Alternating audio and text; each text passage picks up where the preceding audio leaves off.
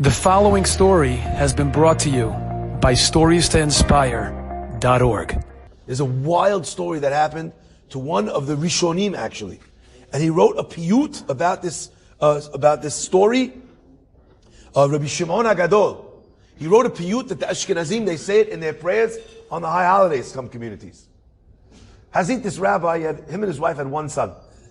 Anyway, the kid was beautiful, he was brilliant, but he was very, very young and very cute. And at the time, they had a non-Jewish woman who used to come to the house. She would do with things around the house that only a non-Jewish person could do, turn on the ovens, whatever. She was very devout, Christian. She sees this beautiful child. He's so smart. She decides, you know what? She sees him home alone one day. She says, what a kid this would make for the church. I'm going to bring him to the pastor, to the priest, and let the priest save his soul, baptize him, and convert him to Christianity. She does. She grabs the kid. She brings him back to the church. The priest immediately spirits him away. Unfortunately, this wasn't such an uncommon occurrence. It happened throughout these countries. People believed that they were doing the Jew a favor by helping him see the light of Yeshu. Yemach Shemo. Anyway, that's what Yeshu means, by the way. Yemach Shemo v'zichro. That's why we give that terminology. That was not his name. His name was Yeshua, and we changed the name to be able to come up with that acronym. Okay? Anyway, the point is, Rabotai, this kid is spirited away. He's being raised by the priest. The husband, the father, Rabbi Shimon HaGadol, his wife, they come back. The kid's gone. They look through the whole town. They're crying. They're fasting. They're doing everything they need to do. And HaKadosh Baruch Hu has closed the door. They have no possibility. They don't find the kid. Meanwhile, this child is moved all the way to the house of the cardinal in Rome. And the cardinal in Rome raises this kid as if it's his own. He's very smart. He picks up languages in a breeze. He's able to understand everything they teach him almost instantaneously. He makes great strides in moving forward. First to become a priest, after that to become a bishop, after that to become a cardinal, and now he's in the conversation to become the Pope. The Pope dies, and eventually this little child, whose Jewish name is Elchanan, by the way. Elchanan is eventually, no idea he's Jewish, he gets appointed to become the Pope in Rome. My friends, this child who has no idea, who's so well respected, who's so well spoken, who's so bright, is a Jewish kid. As time goes on in his job, he starts to realize some things about his past that don't add up. I know it's not like today when there's no pictures of me when I was a kid on on iPhoto. It's not like that, right? But he starts piecing things together, things that didn't quite make sense, and eventually he realizes and he uncovers the fact that he's a Jewish child. He does a tremendous amount of research until he finds actually who his birth parents were, and he uncovers that his birth parents is the rabbi of a Rabbi Shimon HaGadol who lived in the city of Magenza. Okay, very famous, one of the famous cities in the Ashkenaz story. He decides he wants to meet up with his father, but what's he going to do? How's he going to get in touch with his father without jeopardizing his position? After all, he's a very wealthy man. The Pope at that time was the most powerful man in all of Europe. They were more powerful, the popes, than the king. In many instances, the kings knew that if they didn't listen to the church would have them knocked off, and they would bring someone else in. So the power and the money was so great that even though he knew he was Jewish, he struggled to just run away and run back home. So he came up with a plan to bring the rabbi to him. He passes a decree that in the city of Magenza, the Jewish people should not be allowed to keep Shabbat, should not be allowed to do Brit Milah, should not be allowed to study Torah. The Jews in Magenza can't figure out why the Pope in Rome is passing laws on their city, and their city alone. They're fasting, they're praying, they send a delegation of rabbis, chief amongst them who? The Rabbi Shimon from Magenza, back to Rome to be able to see if they can overturn this terrible decree.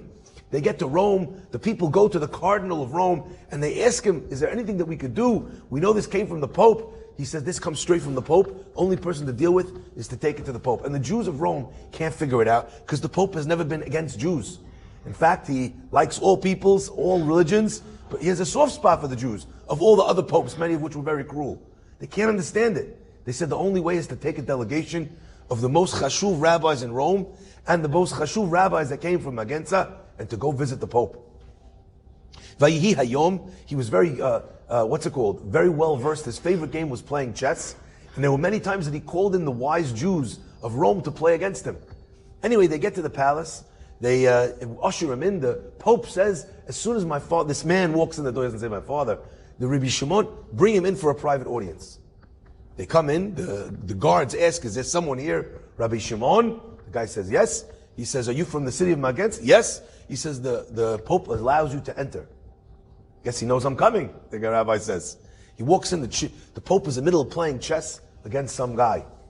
The rabbi sees this is his chance. He falls down to the ground on his knees in front of the Pope, and he says, please, I'm here as a messenger for my people. This is the lifeblood of the Jewish people. It's so important to us. You're a man of God. You believe in your religion. How could you stop a whole people from fulfilling their religion? Don't you see how important it is? You know how important. On and on, he's crying and he's begging. The priest now, who's seeing for the first time his father on the floor, he's doing everything he can control to control himself. He's focusing on the game, moving another piece. He says, "No, stand up. You don't have to be on the floor. Stand up, Rabbi." And he continues playing the game to try and control himself. And the rabbi sees again that this Pope is not moved. So again, he throws himself on his knees, begging by his robes, for mercy, for clemency. Finally, the man says, "Listen, this is uncomfortable. We'll finish the game later." He tells his playing mate. He says, "He goes, let me give me some time with the rabbi." Anyway, he pulls up the rabbi. He says, "Rabbi, don't you recognize me?" He says, "Where would I know His Excellency? Where would I know His Holiness from?" He says, "Didn't you have a son many years ago? His name was Elchanan." He says, "I did." He says, "I'm that boy. Ani Elchanan." They grabbed me. They brought me to a house. I had no idea that I was Jewish. They raised me as Christian. I did all my studies. I excelled in everything. They moved me from rank to rank, and now here I am as the Pope. And I knew that the only way to get you here quietly was to actually come up with some sort of ruse that would bring you here under the pretenses. At that time, by the way, if the Pope would actually, if people would find out that he was Jewish and he was going back, Choser B'Tshuva, he was going to Esh HaTorah, right? They'd kill him. We actually have a story like that of one of the noblemen's children that converted to Judaism, Count Patatsky, in the city of Lublin, right? Where they actually put him to death. A crazy story where he converted to Judaism. So he says, I had to come up with this whole story. He says, but don't worry, I'm going to cancel the decree immediately. He says to his father, he says, but Dad, is there any way for me to be able to come home? For me to be able to do teshuvah? I'm a Jewish boy, I don't belong here. This is not a job for a nice Jewish boy. The father says, of course. He says, even if you worshipped, even if you bowed to Yeshu, he says, you were anus. It wasn't your fault. You were kidnapped. It's not your fault. And then the son looks at his father and he's breaking down. And he says to his father, he says, but Dad, he says, that's true in the beginning. He goes, but at a certain point, I found out that I was Jewish. I even found out that I was your son. But instead of running away, the power and the money, it meant so much to me that I wasn't sure I wanted to jeopardize that by throwing it away and coming back to Judaism. I'm sitting there in the church giving speeches. I'm praying, leading the prayers. Is there any hope for my soul?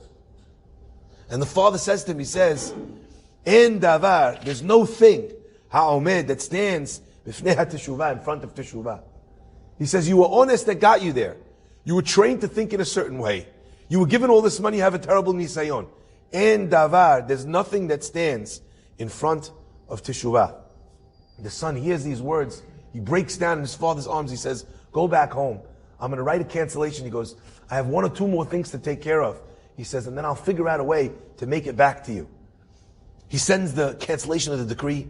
He gathers some of the money that he had together. He figures out a right time. He writes a document, an entire book, and he passes a law that every pope that follows him has an obligation in doing their job to read this treatise. I think I'll get the correct pronunciation from Nathan Lowe afterwards. That will read his document that he's written about Christianity, where he points out all the questions that there are on Christianity, where he points out all the negative sides that he's found in the religion. He puts this document out with the seal, the papal seal of the Pope. And then, my friends, the Jewish Pope disappears. As far as anyone can tell, he's drowned, he gets lost, he dies in the forest, nobody knows. But this Jewish boy makes his way back home. changes his clothes, changes his name back to his father's house where he becomes Baal Teshuvah and lives out the rest of his life in his father's house. My friends, I'm sharing this story with you not only because it has an Ani Yosef, an Ani Elchanan moment, but because it has another such moment. The father says, Rohi, it's not your fault. You were kidnapped. And then the boy says, but Dad, I knew better.